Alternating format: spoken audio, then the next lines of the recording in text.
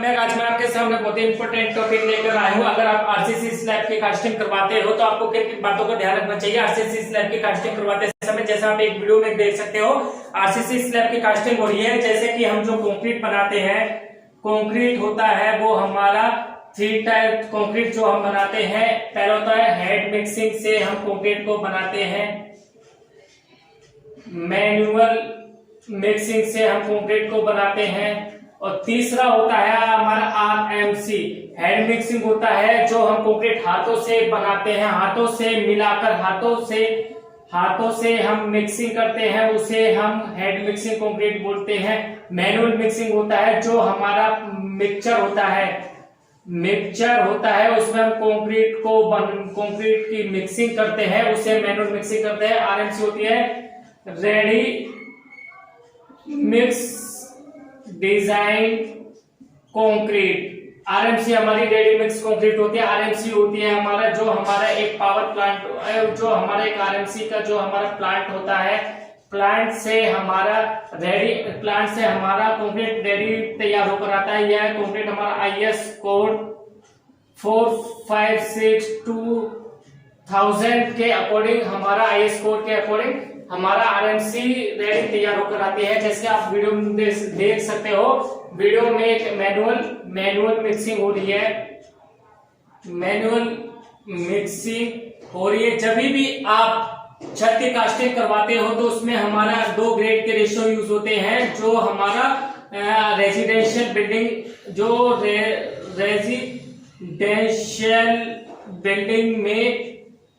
Building में हम इसको यूज करते हैं M25 M30 grade of concrete. M25 grade का कंक्रीट M होता है हमारा M mix design of concrete होता है, और होता है हमारा 25, ये हमारा है प्रॉपर्टीज रेशियो ऑफ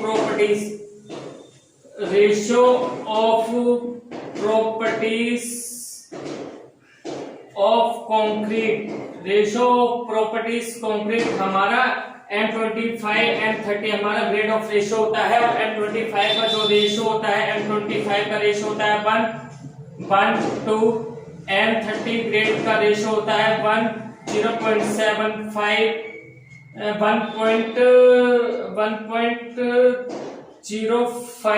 यह हमारा ग्रेड ऑफ रेशियो कंक्रीट होता है। M25 में हमारा होता है 1 होता है हमारा सीमेंट होता है, और 1 होता है फाइन एग्रीगेट होता है, 2 होता है हमारा कोर्स एग्रीगेट। जब हम फाइन एग्रीगेट जब हम इसे यूज करते हैं तो इसमें हमारा 1 kg हमारा सीमेंट होता है, और 1 kg हमारा फाइन एग्रीगेट होता है, और कोर्स एग्रीगेट हमारा होता है। फाइन कोर्स एग्रीगेट में हम क्या करते हैं, 60% हम 20 mm कोर्स एग्रीगेट यूज करते हैं, 40% हम 10 mm कोर्स एग्रीगेट यूज करते हैं, उसको हम मिक्सिंग करते हैं। हमारा पर्पस ये होता है, जब भी हम 60 mm 20 mm और 10 mm रोडी इसलिए यूज करते हैं कि जो हमारी 20 mm रोडी के बीच में जो हमारे गैप होते हैं, उन गैप को हमारी 10 mm की हमारी कोर्स एग्रीगेट होते हैं, वो हमारे 10 mm की रोडी उस गैप को फिल कर लेती है। जो सबसे पहले हमें कास्टिंग करवाते समय हमें ग्रेड ऑफ कंक्रीट का हमें ध्यान रखना है। दूसरा होता है हमारा हमें जब हम स्लैब की कास्टिंग करवाते हैं तो स्लैब की कास्टिंग करवाने से पहले हमें बीम में कंक्रीट फिल करना होता है। कंक्रीट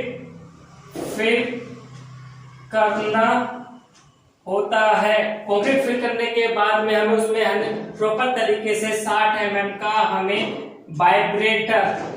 वाइब्रेटर यूज करना होता है। उस वाइब्रेटर का यह पर्पस होता है यूज करने का, जो हमारे कंक्रीट्स में वॉइड्स या फिर जो हमारे गैप रहते हैं उन गैप को यह वाइब्रेटर फिल करता है, उन गैप को वाइब्रेटर दूर निकाल देता है, जिससे हमारे कंक्रीट हमारे प्रॉपर तरीके से सेटिंग टाइम हो जाती है, जिससे हमारे गंजापन दिखाई नहीं देता है। तो कंक्रीट वाइब्रेटर यूज करना है, और वाइब्रेटर को यूज करने के बाद में जब हम आरसीसी स्लैब कास्ट करते हैं तो आरसीसी स्लैब हमें 6 इंच की आरसीसी स्लैब कास्टिंग करवानी होती है, और जिसे हम 150 mm लेते हैं। अब हम इसमें एक और चीज है, जो हमारे आगे के छज्जे होते हैं, आगे और पीछे के जो हमारे छज्जे होते हैं उसे हमें 1 इंच डाउन करवाना होता है, जिसमें हमारा टाइल का मार्जिन कवर होता है। टाइल का मार्जिन हमारा कवर होता है। नेक्स्ट पॉइंट होता है, जब भी हम इस छत की कास्टिंग करवाते हैं, जो हमारे इलेक्ट्रिकल के पाइप होते हैं, प्लम्बर के पाइप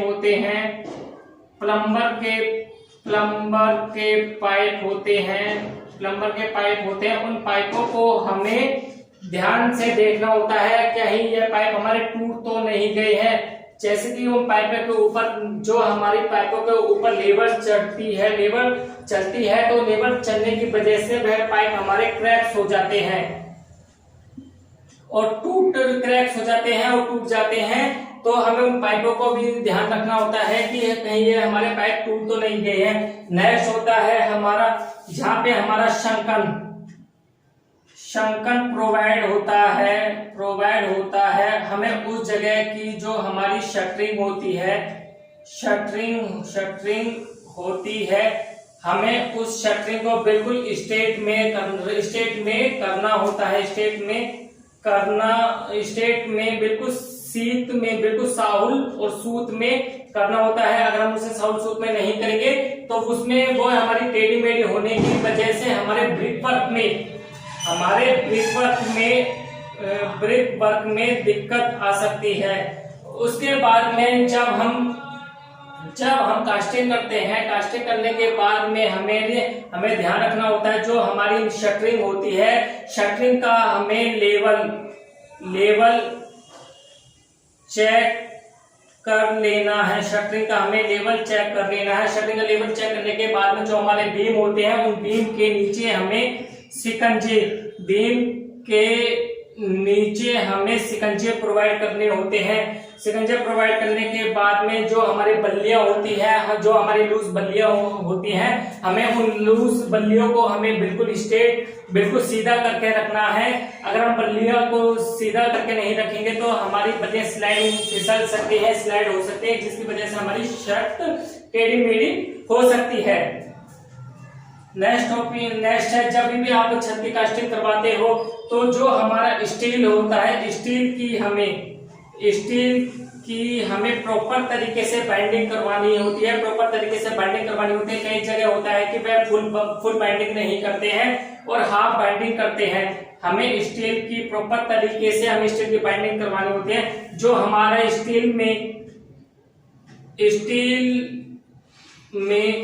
जो हमारा क्रैक्स प्रोवाइड होता है, 45 डिग्री एंगल पर हमारा क्रैक्स प्रोवाइड होता है, तो हमें प्रॉपर तरीके से 45 डिग्री का एंगल का क्रैक्स प्रोवाइड करवाना होता है। कहीं उसमें मैन पावर चल के कहीं वह क्रैक्स हमारा होता है, ऐसे हमारा क्रैक्स होता है, कहीं वह मैन पावर चल के कहीं उस क्रैक्स को सीधा ना कर दे। जब भी आप आरसीसी स्लैब की कास्टिंग करवाओ तो सबसे पहले आपको प्रॉपर तरीके से सारी बातों का ध्यान रखिए। और हमारी जब भी स्टील के नीचे हमें कवर ब्लॉक्स प्रोवाइड करवाने जरूरी होते हैं। स्लैब के नीचे हमें 25 mm के कवर ब्लॉक्स प्रोवाइड करवाने होते हैं। कवर ब्लॉक्स इसलिए प्रोवाइड करते हैं, जो हमारी स्टील होती है, स्टील को कोरोजन लगने से बचाती है, स्टील को जंग लगने से बचाती है, और स्टील को जंग लगने से बचाती है। जब हमारी बिल्डिंग में आग लग जाती है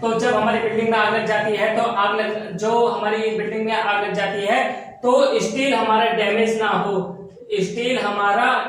ना हो, तो इसलिए हम कवर ब्लॉक को प्रोवाइड करते हैं। तो गाइस जब भी आप आरसीसी स्लैब की कास्टिंग करवाओ तो आपको इन बातों का ध्यान रखना चाहिए।